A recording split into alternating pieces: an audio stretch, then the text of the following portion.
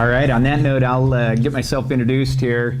Greg Deschmaker with Intel. We're, if you're not here today to hear and listen and learn about creating more of a culture of customer service or customer orientation in your environment, then you're in the wrong room, because that's what we're talking about. Hopefully you all had a nice lunch, and then after lunch stopped by the Intesis coffee bar and got all amped up with some caffeine so that we have everybody at the front of their seat and ready to participate. As a guy with Intel, a little bit about myself. I've been with Intel for about 15 and a half years. By the way, is that some background noise there? How about this? All right. Let me move over here. Is that better? There we go. All right. So with Intel for about 15 and a half years, I've been managing our public sector business here in Northern California for about the last 7. As it relates to customer service, customer orientation, I've got a little bit of experience in that field. As a matter of fact, my very first real job in college was working in the customer service department of a Dillard's store. I don't know if any of you are familiar with Dillard's. Yeah, right.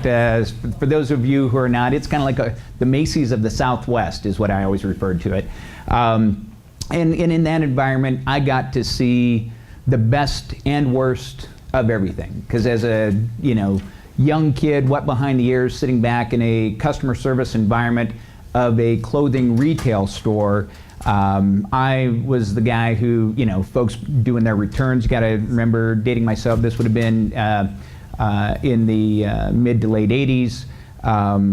So everybody wasn't doing everything online, right? So you made your returns in person a lot of times back there at the customer service area. That's where you came to sign up for a credit card if you wanted the store card, or where actually a lot of people came to pay their bills. It was awesome. It was where the, when the little old nice looking lady who you would say would never do anything wrong in the world but came into the store wearing a harness underneath her skirt and tried to walk out of the store with a TV between her legs. That's where they brought those sort of people and so I got to watch all of that go down, but I also got to really understand and appreciate what customer service and customer orientation meant, because it wasn't always about saying yes. The customer was not always right. And the customer wasn't always the person walking in with cash in their hand to buy something from the store. A lot of time, as the guy back where I was, my customers were not only those people, but also all of the other folks in the store that were working in lingerie, in fragrance, you name it. I was the guy that gave them their money to open their till in the morning. I was the guy that took that back at the end of the day and got it back in the vault. I was the guy that they came to when they had issues. And serving their needs was critically important.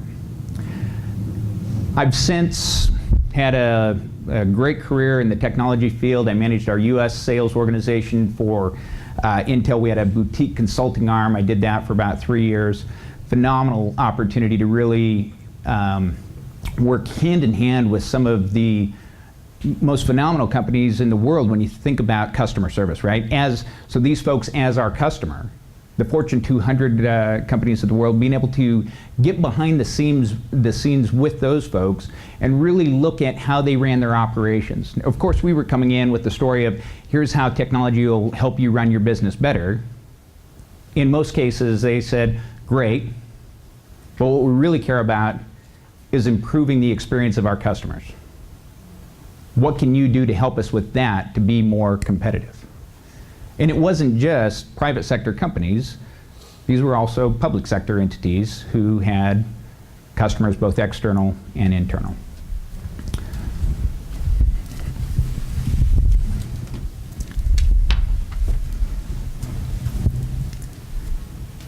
So what does, you guys all came here today under the auspice that we're going to talk about government transformation. But when we think about transformation, what does that look like and mean to you? And I'm going to use this example of the education. This is K through 12 education, what it looked like in 1900. and what it looked like in 1930, and what it looked like in 1950.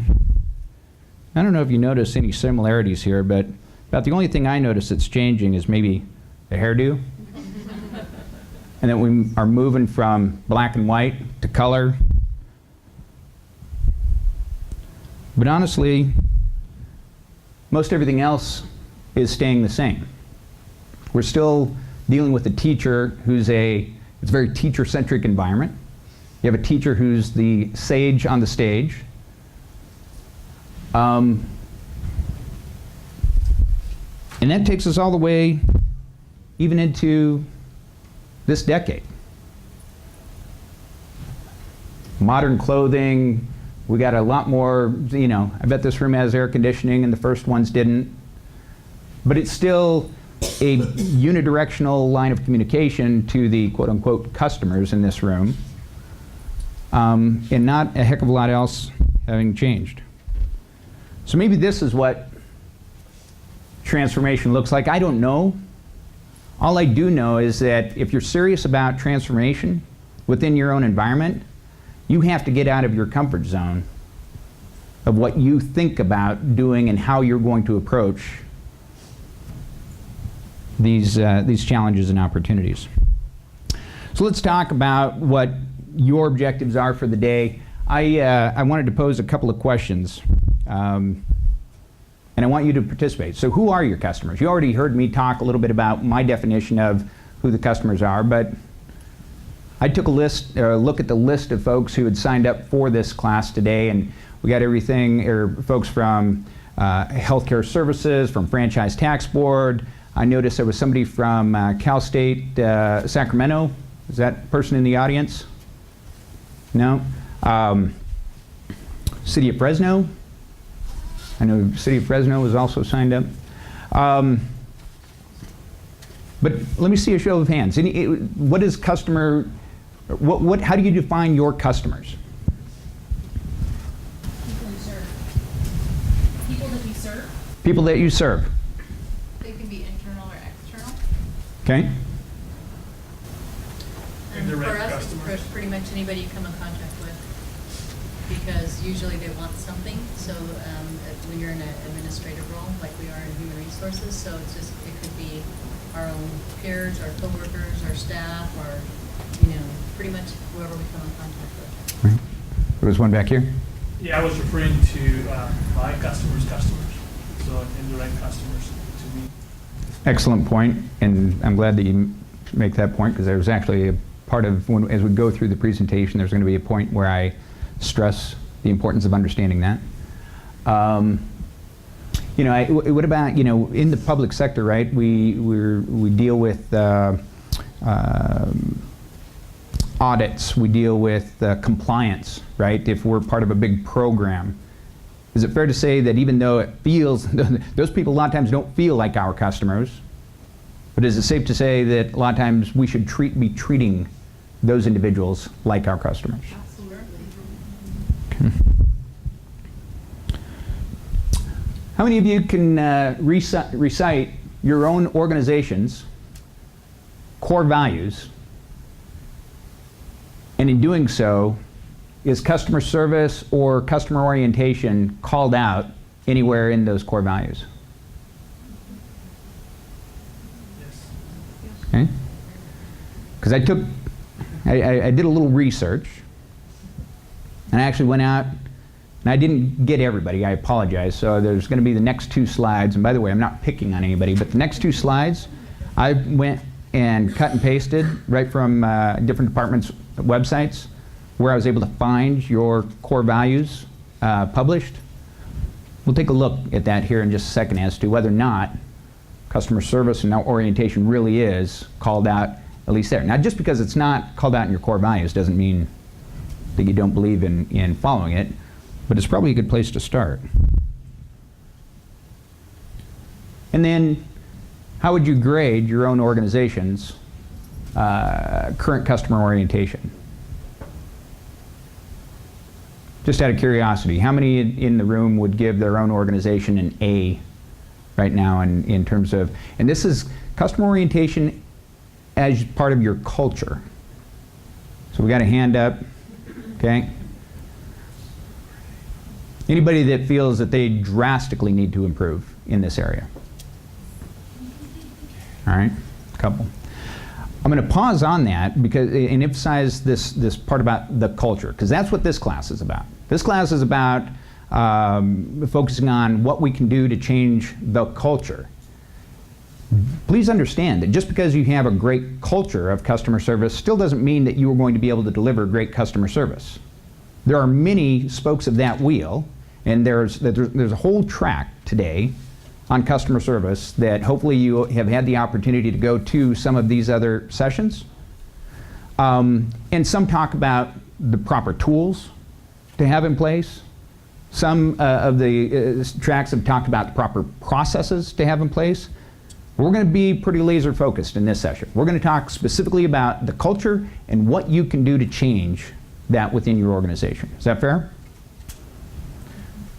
All right. So here it is. We got two different slides, and again, a lot of the usual suspects here from the state of California that are listed. We've got, some references to service, commitment to serve the public, customer focused. I thought it was interesting that the only organization I was able to find that actually used the word customer in their values was prison industry authorities. And again, not that that's a bad thing, right? We're in public sector. We typically don't think of those that we serve as customers. Just for the record, our core value, we're counselors. The first core value is customer. Is it? Very good. And since he plugged his, I've got a Thank you. one of FTD's 4 main strategic goals is customer-centric. Customer-centric. Customer-centric. And so we got to, and so good, thank you.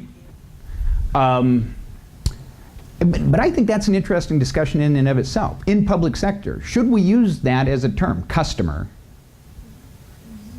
orientation? Or should we, is it something do we need a different term for how we think of it? I'm a believer in this because you heard me state earlier. I view not only those who are walking through my door and willing to write a check to buy something from me as a customer, but I view my peer in a different organization who needs my help for something also very much as a customer. I think that the world understands that as a term, as someone that is being served. It was interesting, the Cal State, oops, let me go back there. This is from Cal State, Sacramento. This isn't their values as a university to their students or their quote-unquote external customers. This is actually from their IT organization, their own values that they've written up as it pertains to serving their clients, which obviously are those departments within the university.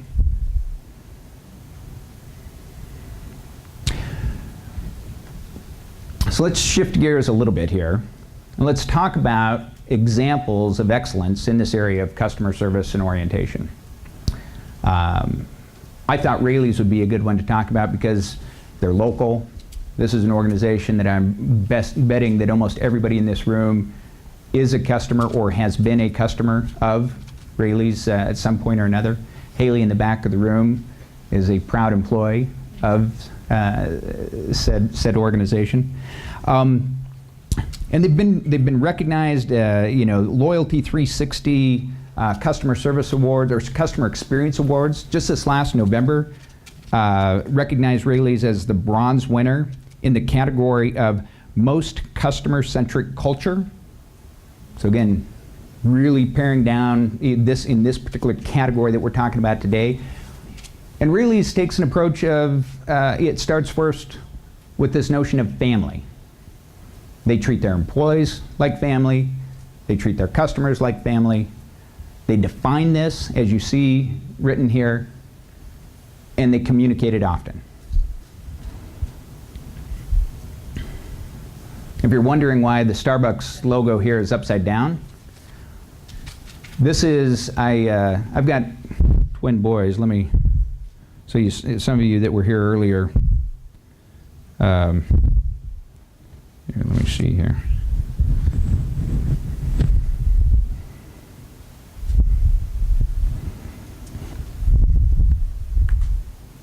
Well, anyway, I've got twin boys, and they're 17 years old. And both of them just started working for Starbucks here in the two different stores, which is funny because they were out looking for jobs and they were looking, you know, they were throwing darts at the wall trying to get anything, and both of them ended up working for two different Starbucks stores. But it was interesting for me as a dad to watch them go through their onboarding process with an organization that has been truly recognized, you know, as an outstanding customer service organization. And they're issued their employee handbooks.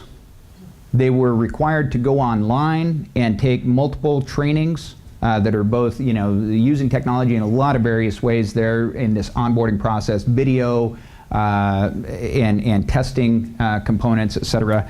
But this is a picture of their aprons. You know, you walk into Starbucks and every employee has an apron on. All right, you even see here, I think this is a stain right here. And that's, but if you look at what's written, this is, if I was wearing this apron and I took and folded down the top part of the apron, this is the seam on that apron. We create inspired moments in each customer's day. And it talks about, you know, we do that to anticipate, connect, personalize, own. They literally have woven their customer orientation message into the lives of their employees. It's one of many different things that they do. But if you wake up in the morning and you're going to go to work for Starbucks, you better believe that customer orientation is absolutely at the top of the list of things that you need to be concerned about.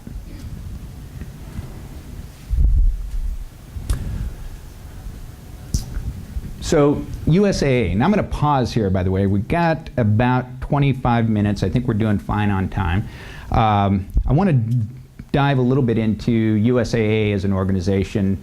Lindsay with CalVet certainly has direct experience of being both a vet as well as then with CalVet interfacing with USAA.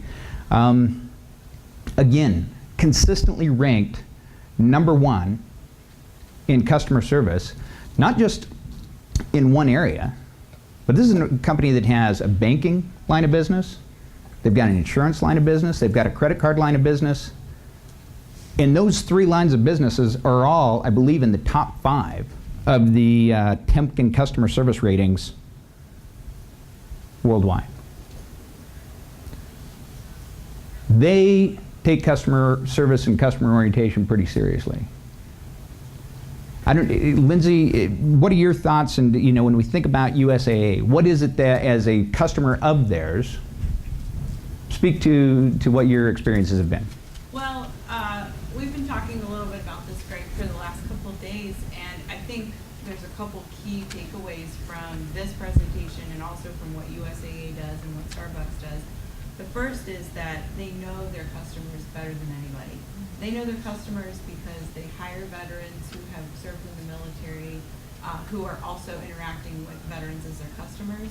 They train their employees very quickly. They make sure to onboard them quickly, to give them all of the tools they need to know the culture at USAA. So they indoctrinate them, just as Starbucks does, into the corporate culture, the customer-oriented culture very quickly. And I think that goes a long way. So that when you're actually on the phone with a representative from USAA to have your insurance or banking needs met, and I've experienced this personally, they do exactly what that other slide shows. They empathize with you, they thank you for your service in the military, they ask how your day is, they always respond to a greeting that you have or a question that you have immediately. They really focus on you as an individual and having a personal conversation with them. And I think that goes a long way because they understand the customers, they understand where you might be serving in the world, so they're very quick to respond to your needs. They don't have you go through a bunch of red tape. They're empowered at the lowest levels possible to provide the customer service that's really needed Right. to their customers. So, and it goes to the point that the gentleman sitting to my left here made earlier in the conversation, the importance of understanding your customers, or your customers' customers, right? So if you are, so there's understanding your customers, there's understanding your customers' customers, right? When we think of USAA, I can promise you that to an individual working at USAA, that you talk about their customers' values of things like loyalty, duty, respect, honor, integrity, courage, commitment, that they can rattle those values off of their customers in each of the different categories that those folks serve or have served. And this is a bit of an eye chart, right? But it goes again to, it's understanding their customers, but they bring it back to the culture of their environment and the emphasis that they put on that, so that when they talk about, you know, becoming part of a USAA family, the individuals, and this goes back to the onboarding discussion, right? They are immersed in a culture that profoundly embraces the service and sacrifices made by those whom the organization serves. So understanding their customers, making sure that they define that for each individual in terms of what that means, but then reinforcing this. We talk about onboarding and the importance of helping your employees understand what you mean by customer orientation and how you define it. But it's one thing to do that within the first 90 days of being on board, but how do you do that over the course of a 30-year employee? How do you keep that excitement going and the fact that we never let that die in terms of what we mean by that? At USAA, they actually use a multitude of communication tools to continually reinforce the messaging around that. All right, you see this whole list. Connect and UTV, this is the equivalent of Connect being their, and I'm sure you all have your intranet site, right? And using that as a communication vehicle. UTV, their internal video channel, but then a multitude of other things that they're using to continually reinforce their messaging around how important customer orientation is to them.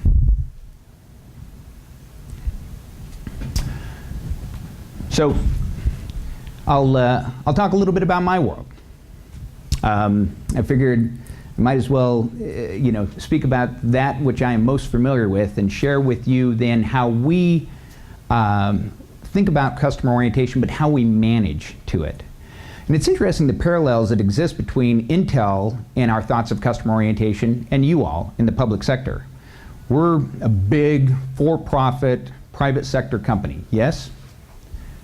Unlike the retail examples and even the example of USAA that I provided earlier, we do not have thousands or millions of customers. I guess we're probably in the thousands now. But for a company that's been in business since 1968, almost the entirety of our existence, we could measure greater than 80% of our revenues coming from just a handful of different customers. Customers as defined by an external customer, right? And that's for an organization that now has 105,000 employees. So when we think about customer orientation, yeah, it's certainly about the end customers, but given the fact that most of those end customers are not, it's not people buying directly from Intel, it's a handful of external customers. The majority of our customers are internal stakeholders, our channel partners, heck, you all as customers of our customers, right? So we put a lot of emphasis in by no mistake, right? If you think about our values of, and we've got about 5 of them that, discipline and a lot of them that, look very similar to the values that we showed earlier.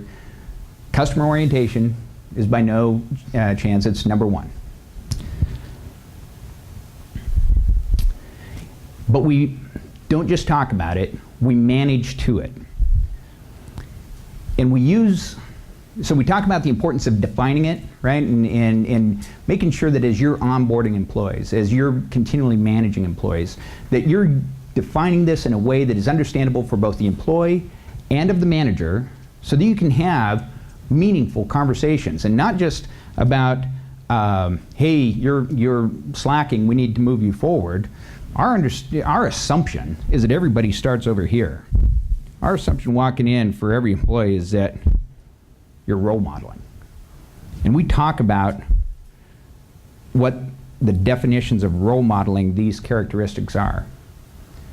And this is a conversation that at Intel you're typically having with your manager twice a year. And we do that to ensure that we're clear on expectations, but it's also, at least for me, I've always found it inspirational, right? This is not a, hey, you need to do better at customer orientation. That's like the old classic, the beatings will continue until morale improves. No, it's not like that, right? If we're talking about customer orientation, which is all about the spirit of really getting people motivated and feeling empowered to doing the right things right, it's communicating like that, but using good, definable things for how we get that point across. And then, actually I can go back there. There's a couple of more points I wanted to make. Let me pause here. Any questions about this? Do you use this in your performance evaluations, and how often do you meet with your staff and evaluate them based upon these categories? Good question. Yes, that was what I was referring to when I said that typically this is happening at least twice a year between employee and manager. At least twice a year where you're going in detail through this type of matrix to see how you are trending against this particular value. Now, we also do this same thing on each of our other values of discipline and performance. So you have one of these for each of your values? Exactly. And each one then customized with the language that aligns with that value. Go ahead. Where do you get your data from? Just like on this one, understands the customer's critical agenda. It seems like some of this could be subjective. Oh, in terms of where do we, yeah, in terms of our data to say, is the employee really trending to that? It starts with the employee grading themselves against this. That's who grades them. This is the employee at twice a year is asked, grade yourself against this, and then we're going to sit down and have a conversation about that. Now, we can, but we also have a, and I should have brought that, dang it. We've got a further depth of analysis that we do that, and again, I'll be honest with you, a lot of it is subjective, especially when you're talking about a topic like this, but we get to a whole nother layer of detail around how an individual is actually performing or trending when it comes to these type of categories. Could you make that available on the website as well, the document you're talking about that digs a little deeper on this? I will ask to see if I can make that happen. I do need to make sure that that one we could get past legal. Thank you. Yeah, yeah. This is readily available. Let me see if I can get that one that's next. Okay. Any other questions? Is this? Go ahead, Lindsay, So please. So we all work in most of us state agencies, obviously, and so we are somewhat constrained by policies of how we can evaluate our employees, or policies about, it may be set by the executive leadership about how to onboard employees, how to train them, things like that. Do you have recommendations for what a manager or lower level executive can do specifically with their staff? What are kind of takeaways from this? Yeah, Lindsay, I guess my one main point of advice is don't feel like you have to reinvent the wheel here, right? I mean, obviously we have parameters and already processes in place for how we manage individuals, for how we onboard individuals. When we talk about trying to make a transformational change, especially when we're talking about a cultural change, typically works best if you don't try to, flip the thing on its ear in one step, and especially given the parameters by which you have to work. So that's, I think, the number one takeaway. Beyond that, I think it's going back and it will wrap up here with the summary of what I consider the three key takeaways. But it's kind of just going back, reviewing those existing processes and policies and tools, and just challenging yourself by asking, is customer orientation clearly identified throughout all of this? And is it there in a manner that would positively reinforce what we're trying to do with individuals? And if it's not, right, I think that some of the changes, I mean, heck, going right back up to the value statements. Do we have it called out as a value statement? That's an easy one. Are we using our existing channels of communication to get, that message out often and in fun, inviting ways, right? That's another. Any other questions? More than a question is, as I hear you speak, we have a great onboarding program where core values are as a class that every new employee comes through, and everyone is really excited to getting other employment. But I think just hearing you speak it will be a good practice to, within a certain period of time from onboarding, that everyone revisits these core values in a formal way as well, so that they can be reinforced year after year. Yeah. Let me ask you this. During, whether it be the onboarding process or later on, because one of the other threads of conversation I've been having with a lot of the public sector folks lately is how do we attract and retain the millennials, this next generation? How often during that onboarding process, if at all, are you bringing in senior leadership to interface with those individuals face to face? Is that happening? Okay. How's that being received? Very well. And is the essence of your culture within the organization being effectively communicated during that process? Okay. Good. That's a thumbs up there, because that's, in our world, it was interesting. I saw just the other day, BK, who's our CEO, we had a video, of him recently, and he does it often, where and this is a guy that's, responsible for running a $56 billion company worldwide, and yet he's taking regular time out of his schedule to meet with and interface directly with those newest employees that we're onboarding. And we had a video on our intranet site, right? And again, think about this. We used BK addressing a new group of employees being hired, and we just, in a room like this, we videoed him as he was delivering that message to this young, group that were, all amped to go, but capturing that and then communicating it back out to all of us to be able to view and watch on our leisure. It was really powerful. Any other comments or questions? Because we got time. This is good. Have we hit the mark with what you were hoping to get out of today's session? I didn't come in here thinking I was going to deliver you all the answers, but I certainly hope to come in and start stimulating the right questions. Are you asking yourself the right question about what does customer orientation mean to us, and are we doing the right things to make that a key part of our culture? My question is, in your process, what barriers, if any, did you run into, and how did you mitigate those? That's a good question. If we keep it specific to Intel, I mentioned I'd been there 15 and a half years, right? It's amazing how much of this we've had dialed in since the day I stepped on board, right? Challenges. I don't know, let me think about that instead of giving you a made-up answer.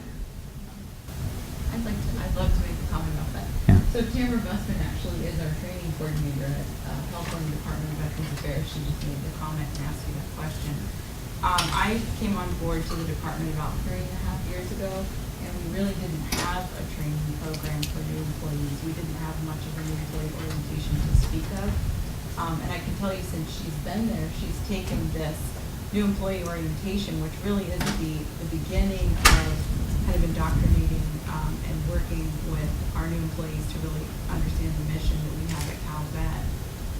She's taken that to a whole new level to really develop a much more regular session. It's very organized, and she brings all of the executive leadership in to regularly speak to the new employees so that they can meet them. What I would love to see us do, though, given this conversation, is really have those of us giving those presentations as part of the executive team focus on reinforcing the culture, reinforcing what our mission is over and over again in those presentations, instead of providing something that's probably fairly dry to new people to say, oh, well, here's what we do, here's what our division does, here's our contact information. We're really focused on the good aspects, the highlights. Yeah. So I'll take that back to heart, and I think that's what we need to do. And the pause actually gave me, I do have an answer now, but go ahead. I just wanted to add an additional comment. Where it was before, we had an exclusive all-day classroom orientation, where we did have executive staff come in, and that was the highlight of it. Then we went to another model, took about a 1.5-year project to put a lot of it online, and the reason was you can only give the classroom portion every so often. Right. So people could do 3 months and they still haven't gotten some of the basic elements they need. So they were able to get a lot of the main elements that we needed online, but then they still had a classroom portion where the executive staff would come in and they have other elements that they would do. There's a lot of ways to do it, but I really like the idea of there being a uniformity, a common theme in terms of what we're all about, and having a voice, a united voice. Yep, yeah. I did think of, though, the challenge. And I think it's a challenge that exists not only for Intel, but I'm sure that exists for all of you. We do everything in our power to get employees interwoven into our culture, and having that culture dialed in, as far as, we talk about the importance of customer orientation. But customer orientation, one of the key underpinnings of why it's so damn important is that if done properly, the individuals should feel empowered to do the right things right. It doesn't mean that you have delegated all authority to an individual such that, oh, customer orientation is our #1 value, so therefore I can go out and do anything I want to try to make it right for whomever. That's not what we mean by empowered. But it should be that it, as an individual, and if you look at the best, these organizations that rank consistently at the top, one of the things that's always true when you read about them is that their employees feel empowered to look for where there are problems and to do something about it to solve it. The challenge is that we often take those employees out at the knees. We don't delegate effectively. We have processes in place that, by the very nature of those processes, they may feel inspired when they come out of their new employee orientation to go out and charge the world and look for the big problems to go solve. But instead of having incentives for waiting for them when they do find those problems and come up with great ideas for how to fix them, we often, and sometimes inadvertently, crush their hopes by putting so much process around the environment that they, just fail, give up, right? That's the challenge.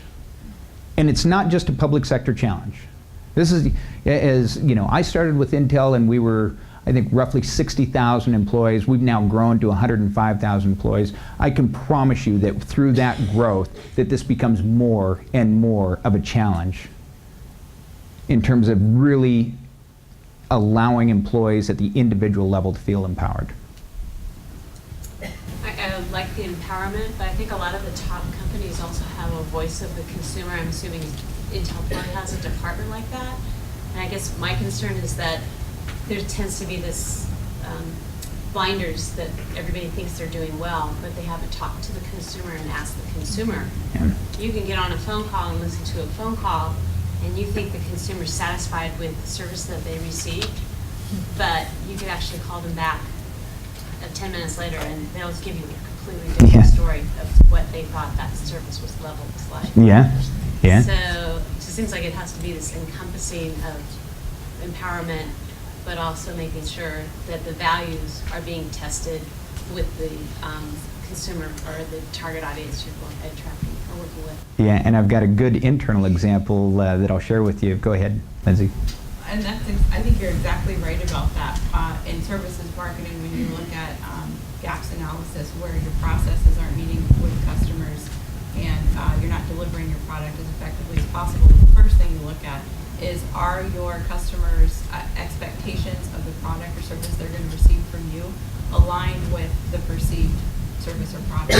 So that's exactly right. If you don't think that your customers are not receiving what they think that they should be receiving, and it's a matter of realigning what it is you deliver to those customers, empowering your employees to make sure that they can meet your customer expectations, but also perhaps level setting your customers' expectations first. Yeah. And making sure your customers understand what it is you do by communicating very clearly what your mission is and what your product is.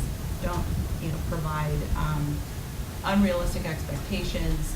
Don't set the bar so low or so high that you can't achieve it, but really understand what it is they're expecting out of you. Yeah. Thank you. The example I was going to give internally, right? Because again, I told you that Intel, the majority of our customers are internal or through our partners, right? One of the best ones I had shortly after I started Intel, I was sitting in a room listening to our CIO speak, and they had been measuring customer satisfaction using a certain set of tools and metrics. And customer satisfaction as, each of the departments within Intel being his customers. And he had these glowing reviews coming in, right? I mean, they were 90, up in the high 90s in terms of customer satisfaction.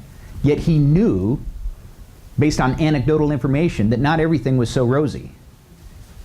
And they went back, and it was actually, this goes back to employee, so it's a twofold story, right?